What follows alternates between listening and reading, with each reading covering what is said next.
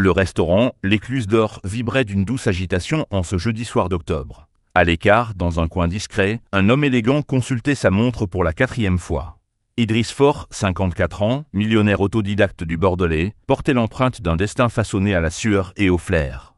Cheveux poivre et cils coupés courts, veste en cachemire impeccablement ajustée, il semblait attendre quelque chose, ou peut-être quelqu'un. Une serveuse s'approcha doucement. « Bonsoir, monsieur. Je peux prendre votre commande ?» Sa voix cristalline le tira de ses pensées. Idriss leva les yeux et fut surpris par le visage en face de lui. Une jeune femme, peut-être 22 ou 23 ans, les cheveux bouclés tirés en un chignon lâche, les yeux couleur ambre, grands et expressifs. Quelque chose en elle lui rappelait quelqu'un. Oui, bien sûr. Le saumon grillé et un verre de Château Léoville 2018. Il fit machinalement tourner la bague à son index droit, une émeraude sertie dans un anneau d'or blanc, finement ciselé, un bijou qu'il n'avait jamais retiré depuis 20 ans. La serveuse nota, mais son regard resta suspendu à la bague. « Excusez-moi, murmura-t-elle, la voix hésitante. Mais cette bague, ma mère avait exactement la même. Identique.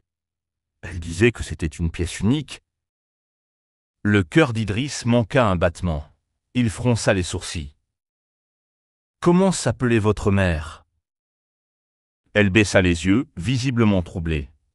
« Aïssata Konaté. » Le nom explosa comme un orage dans l'esprit d'Idriss. Ce nom qu'il n'avait plus entendu depuis plus de 2 décennies. Il la fixa, la bouche entr'ouverte, les souvenirs affluant en cascade, la douceur d'un soir de septembre, les rires volés sous la pluie, et cette nuit inoubliable où il avait glissé cette bague au doigt d'Aïssata. « Et vous, comment vous appelez-vous » ? « Leïla. Leïla Konaté. »« Vous êtes née quand, Leïla » ? « En juin 2001. » Pourquoi toutes ces questions ? Il n'avait pas besoin de plus. Tout concordait. La date, le regard, même la manière de parler, tout lui rappelait la femme qu'il avait aimée. Une sueur froide perla sur son front. Il murmura. « La Aïssata, elle est morte ?» Leïla hocha la tête. « Elle est décédée quand j'avais 2 ans. Cancer du sein, m'a dit ma grand-mère. » Idriss sentit ses jambes vaciller. Il se redressa, fouillant sa mémoire, tentant de contenir les battements affolés de son cœur. « Est-ce que je peux voir la bague de votre mère ?» demanda-t-il d'une voix étranglée. Leïla hocha la tête, confuse mais intriguée. Elle sortit une chaîne de sous son chemisier. Au bout pendait une bague identique à la sienne. Elle la détacha lentement. « Ma grand-mère m'a toujours dit de la garder sur moi. » Idriss saisit la bague, les doigts tremblants. À l'intérieur, une gravure minuscule pour Aïssata, avec amour. IF. Il sentit sa gorge se nouer. « C'est moi qui ai fait graver ça. C'est moi qui lui ai offert cette bague. » Leïla s'assit lentement en face de lui. « Ce n'est pas possible. » Un silence pesant s'abattit sur la table. Le restaurant paraissait loin, comme englouti par la révélation. « Leïla, si tu es née en juin 2001, alors tu pourrais être... Vous essayez de dire que vous seriez mon père ?» Idriss tendit la main, hésitant. « Il faut qu'on aille à Cluny. Je dois voir la tombe d'Aïssata. » Leïla fixa cette main tendue, puis la bague sur la table. 23 ans à ignorer qui était son père. Elle attrapa sa main. « D'accord, allons-y. » Le moteur ronronnait dans la nuit. 3 heures de route entre silence tendu et regard volé. Idriss tenait le volant d'une main ferme, mais son esprit bouillonnait. À côté de lui, Leïla gardait le regard rivé à la fenêtre, la bague serrée dans sa paume comme une encre. « C'est ici, » murmura-t-elle en désignant une allée bordée de cyprès. Ils garèrent la voiture devant un petit cimetière paisible. Le froid mordait, mais aucun des deux ne semblait le ressentir. Il avançait à pas lents sur les graviers jusqu'à une tombe de granit gris. « Danger 4, numéro 16, dit-elle à voix basse. Idriss s'agenouilla devant la stèle. Ses doigts effleurèrent l'inscription. Aïssata Konaté, 1975 à 2003. Mère aimée, lumière éternelle. Ses mains tremblaient. Elle est vraiment morte, murmura-t-il, le souffle court.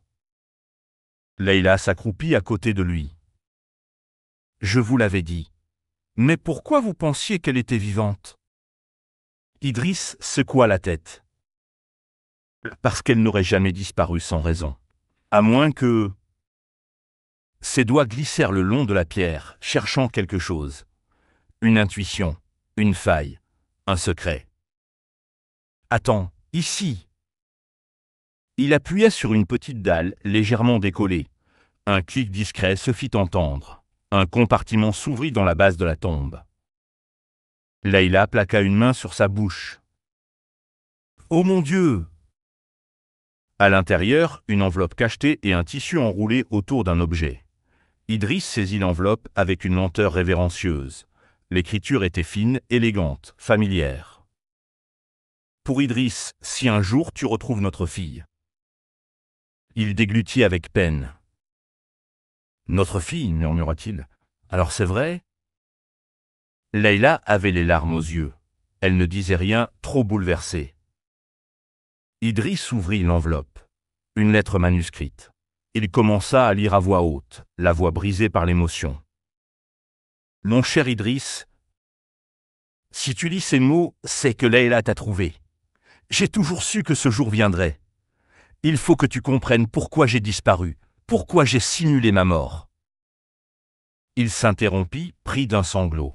Leïla posa doucement sa main sur son bras. « Continue, s'il te plaît. Après notre dernière nuit ensemble, un homme nommé Akari, baron, a appris notre relation. Il m'a menacé. Il disait que si je restais avec toi, il tuerait notre enfant. Je n'ai pas eu le choix. » Zacharie était dangereux, puissant. Il avait des contacts dans la police, des hommes de main. Alors j'ai disparu. J'ai tout mis en œuvre pour vous protéger. J'ai donné naissance à notre fille dans un autre pays. Elle est née en sécurité. J'espérais revenir un jour, mais à mes 27 ans, on m'a diagnostiqué un cancer avancé. J'ai compris que je ne verrais jamais grandir Leïla, que je ne pourrais jamais te revoir. Idriss ferma les yeux. Leïla essuyait ses larmes en silence. J'ai confié Leïla à ma mère, lui demandant de veiller sur elle. J'ai enterré cette lettre et la bague que tu m'avais offerte pour qu'un jour elle vous réunisse. Idriss, notre fille pour les deux. Leïla, si tu lis ceci, sache que ton père est un homme bon. Il m'a aimé sincèrement, et je ne vous ai jamais oublié. Avec tout mon amour. Aïssata. Un long silence suivit. Puis Idriss déroula lentement le tissu, à l'intérieur, une troisième bague, identique aux deux autres. 3 bagues, souffla Leïla, une pour chacun de nous. Elle avait tout prévu. Idriss la serra contre lui, les larmes roulant sur ses joues. Même en mourant, elle a trouvé le moyen de nous réunir. « Papa !» dit Leïla pour la première fois. Il la serra plus forte encore. « Oui, ma fille, et je ne te laisserai plus jamais seule. » Ils restèrent là, longtemps, à genoux devant la tombe d'Aïssata. Sous le ciel étoilé de Cluny, une famille brisée par le passé retrouvait son unité. Le froid mordait leurs joues, mais leurs cœurs, eux, étaient enfin réchauffés. « On rentre à la maison ?» proposa Idriss. « C'est tout chez nous. » Il sourit. « À Bordeaux, je veux te montrer où tout a commencé. Là où j'ai rencontré ta mère. Je veux que tu découvres ta vraie maison. » 3 mois avaient passé. Et pour la première fois de sa vie, Leïla se réveillait chaque matin dans le même lit, dans la même maison, avec le même sentiment d'avoir enfin trouvé sa place. Sa chambre au domaine viticole Fort Konaté, perché sur les collines bordelaises, offrait une vue splendide sur les vignes.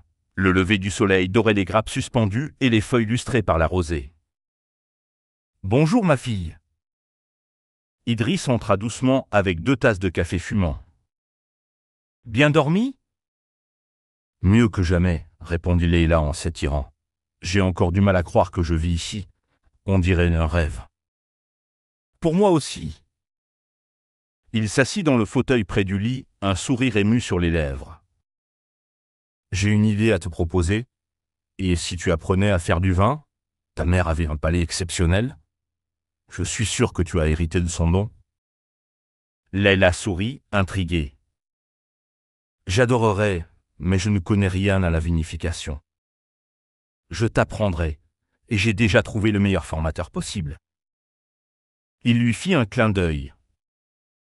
Jean-Baptiste Kouyaté, notre maître de chai, passionné, patient et très sympathique. Tu essaies de me caser, papa. Il éclata de rire. J'essaie de t'intégrer à l'équipe. Ce qui se passe ensuite, ce sera entre vous deux. 1 heure plus tard, Leïla se tenait au laboratoire du domaine, un verre à la main. Jean-Baptiste, la trentaine, cheveux bruns ondulés et regard rieur, lui faisait sentir les arômes d'un Cabernet Sauvignon 2018. Tu perçois le cassis et une touche de vanille. Leïla ferma les yeux, concentrée. Oui, et du cuir aussi? Exactement. Tu as vraiment du potentiel. Elle ouvrit les yeux, surprise. Tu le penses vraiment? Ton père ne t'a pas survendu. Tu ressens les choses. Ça ne s'apprend pas, ça se révèle. Le courant passait entre eux naturellement. Ils passèrent la matinée à déguster, discuter, rire. Pour Leïla, c'était plus qu'une initiation, c'était une reconnexion à son histoire, à ses racines, à sa mère. En fin d'après-midi, elle entra dans le bureau d'Idriss, le visage éclairé par une idée. « Papa, j'ai un projet. » « Je t'écoute. » « Je veux créer une gamme de vins en hommage à maman. Elle s'appellerait Aïssata.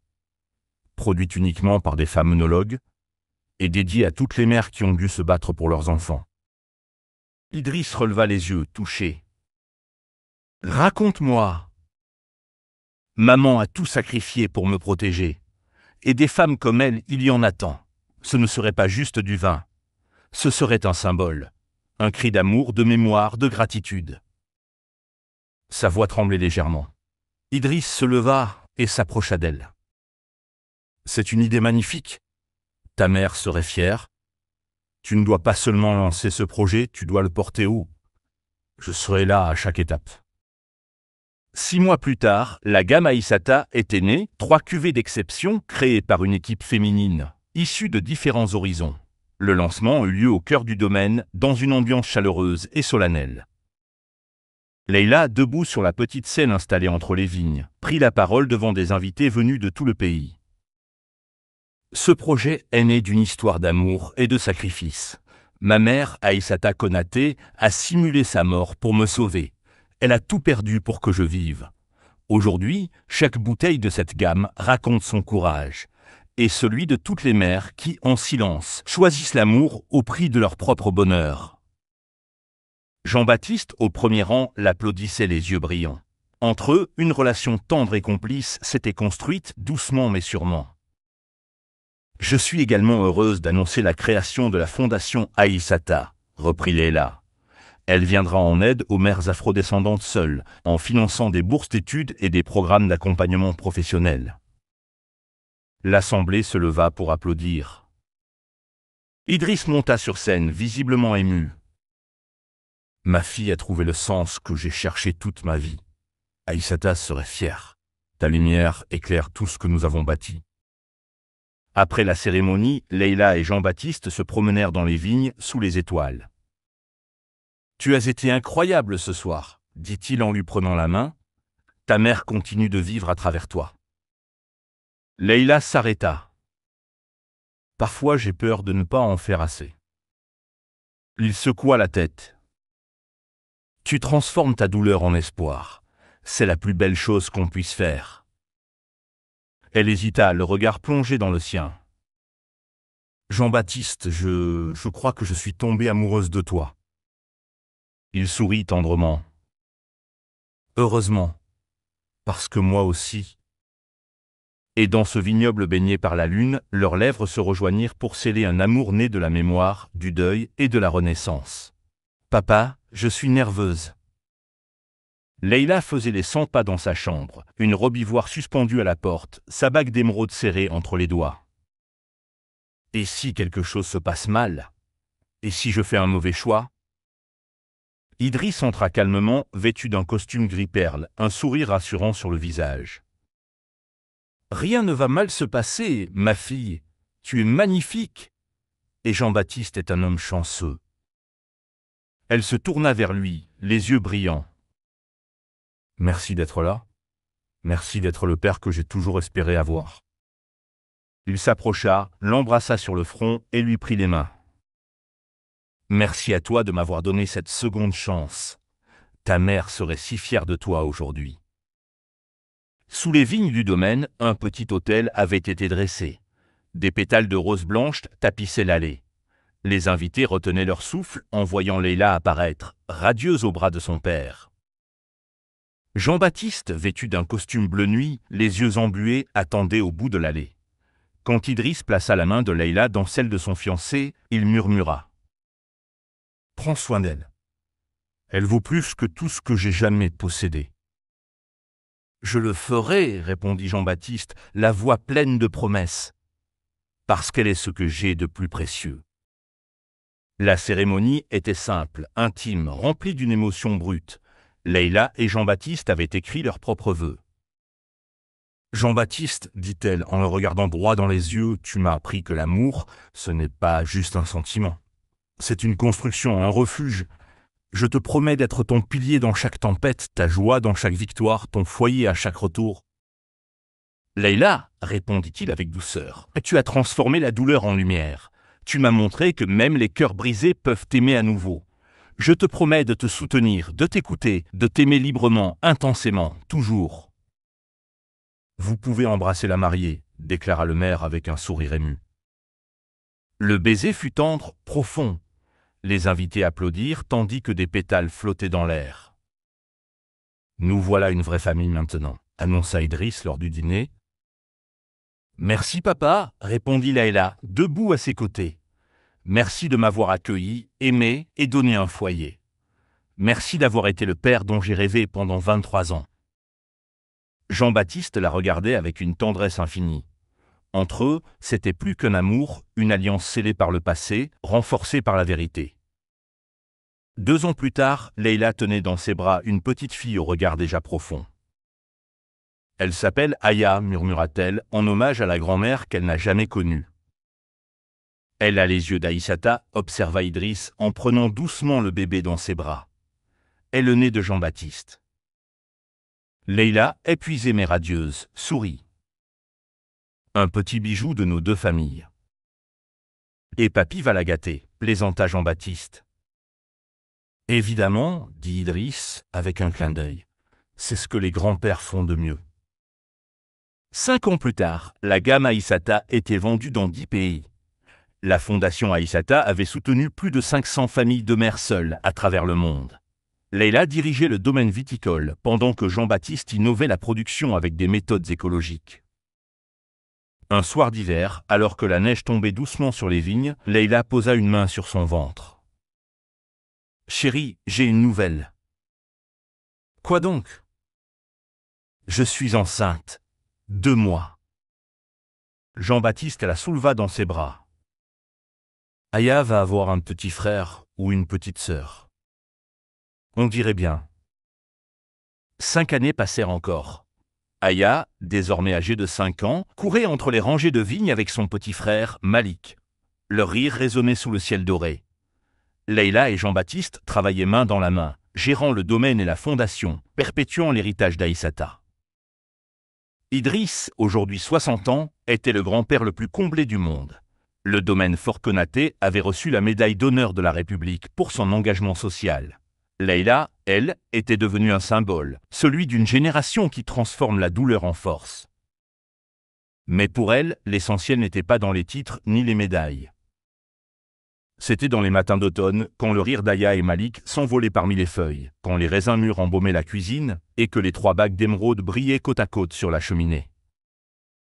Le vrai miracle, c'était là, une mère absente, un père retrouvé, une fille guérie, un amour né, une famille reconstruite.